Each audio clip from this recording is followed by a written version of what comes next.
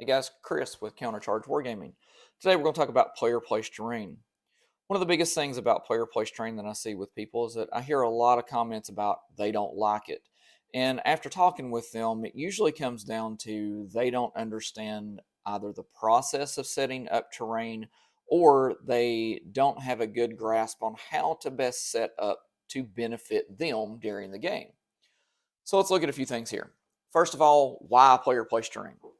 The main purpose of player placed terrain is to create a more balanced terrain setups for both players without having using pre-laid out terrain charts for each mission deployment. So there's no need to make sure you're measuring everything out to set it up to a pre-done terrain chart for that mission. How does this help TOs and players? As a TO myself, it really lessens the hurried stress factor when making sure terrain is correct between rounds. I don't have to run between 6, 8, 10, 12 tables to make sure that every piece of terrain is exactly where it needs to be. I just have to make sure that each player's pile of terrain is equal for both people. And from a player standpoint, it allows you to set terrain in a fashion that can help your playstyle and your army strengths. Some basics of player placed terrain. The table is cleared of all terrain to begin with, so objective markers are able to be placed on an unobscured table. No worried about moving terrain around to make sure objectives are placed in the correct spot. Both players are given similar or identical pieces of terrain. From a TO standpoint, ideally, we would like for both players to have identical pieces of terrain. That way we know it is even. However, terrain access from some TOs may not be able to accommodate that at every table. So we try to make sure that each player has very similar pieces and the same number of pieces. So both players, say, have 3 pieces of obscuring terrain. Both players have a forest. Both players have a crater, etc. So the process of going through here is players initially will determine attacker defender, just like the normal setup process for the game. Then players will alternate placing terrain beginning with the defender. Now, we'll talk a little bit about how that initial roll-off can really kind of affect where terrain is set in a few minutes. Now, some guidelines of player placed terrain. Players may only set terrain on their half of the table. Player half is determined by battlefield edge in the mission map. So all the GW mission maps have a side player A, player B sides of the table. The table is then divided in halfway down the middle, and each player can only place terrain on their half of the table. Terrain cannot be set up closer than 4 inches to another piece of terrain or a table edge. Some TOs may change this distance, but 4 inches is the standard here in most places. Why is this a rule that we need to follow? It really comes down to making sure that larger models such as dreadnoughts, tanks, knights can fit between pieces of terrain without those interfering with their movement. Terrain and objective markers. When setting terrain on the pre-laid out objective markers, there are 2 ways that I've seen this played. One is the most common, and it is laid out in the actual GW mission packs, is that objective markers cannot be in a terrain feature. Now, that does not mean that you can not place a terrain feature within that 3-inch radius of the 40 millimeter objective marker. You just cannot place the objective marker itself within the terrain feature.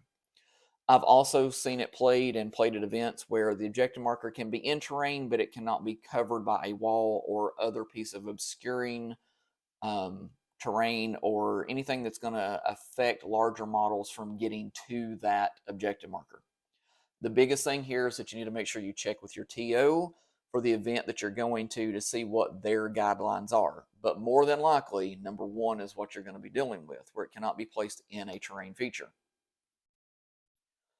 Now, some considerations on setting terrain to your benefit. So this is really, for me, the largest thing about player placed terrain. I can really set terrain to benefit my playstyle and my army the way that I like. So I tend to be a melee heavy army and usually pretty infantry heavy. So things like obscuring terrain really can affect my game plan and how I can go to get in my army. So obscuring terrain affects me greatly. I need to consider how obstacles, craters, barricades, dense cover, etc., can affect my army and how I need to place those to make sure they're either A, not getting in the way, or they're benefiting me. And how can I use those terrain pieces to help me score points?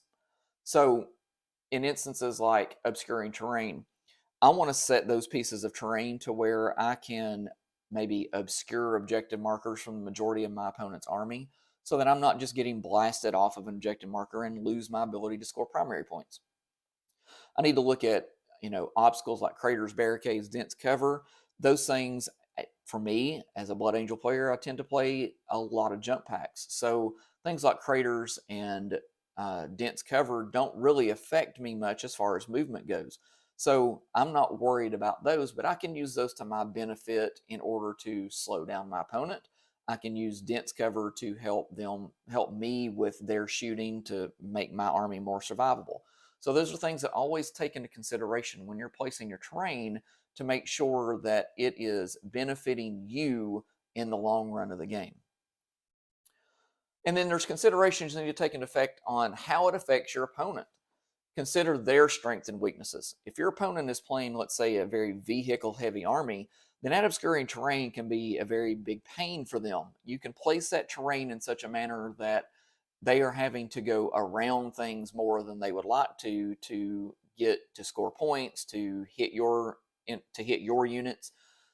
Same thing goes with things like craters, barricades, dense cover.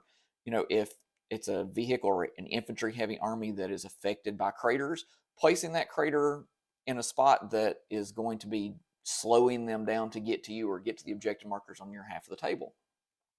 And how can you use the terrain to keep your opponent from scoring points? Again, you can use that obscuring terrain to place it in the way of objectives so that larger models have to go around. You can use that obscuring terrain or things like barricades to slow down charges, slow down their movement getting to objectives. There's lots of different things to consider and how that can affect your opponent. You really can't answer those fully until you see what they're running and kind of have an idea of how their army works. Now, here are a couple setups of player place terrain, and I did these kind of based on one side being a shooting army, one side being a more melee army.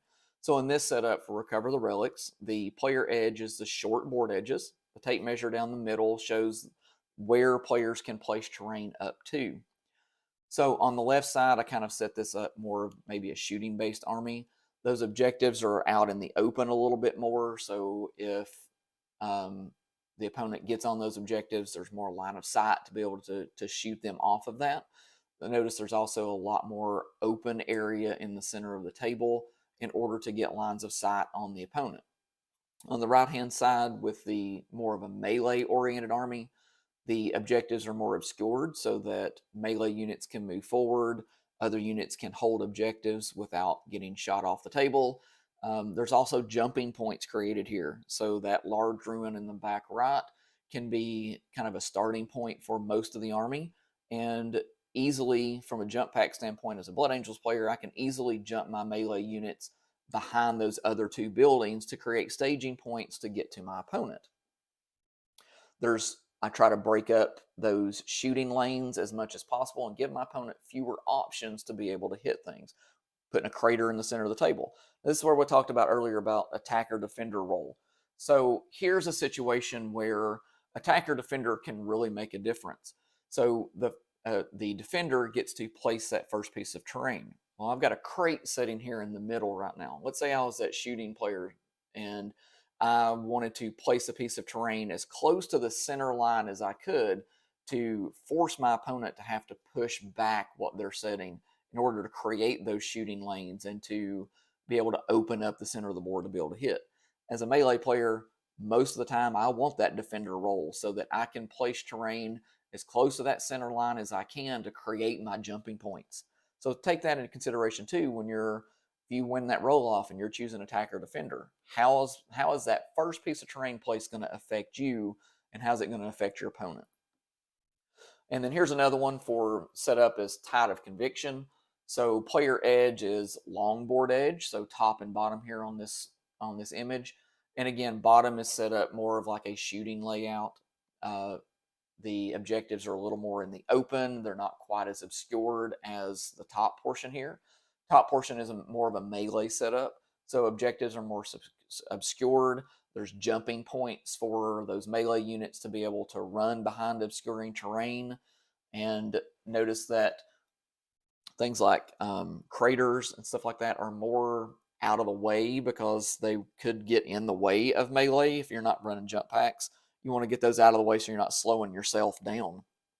For me as a Blood Angels player, that crater would go right in center to slow my opponent down, not me, because I'm just going to jump over them anyway. So I hope some of this is beneficial to you and kind of gives you at least some thinking points of what you need to think about and do when you're doing player place terrain. Drop any comments down in this video and I'll try to answer those. And thank you for joining us.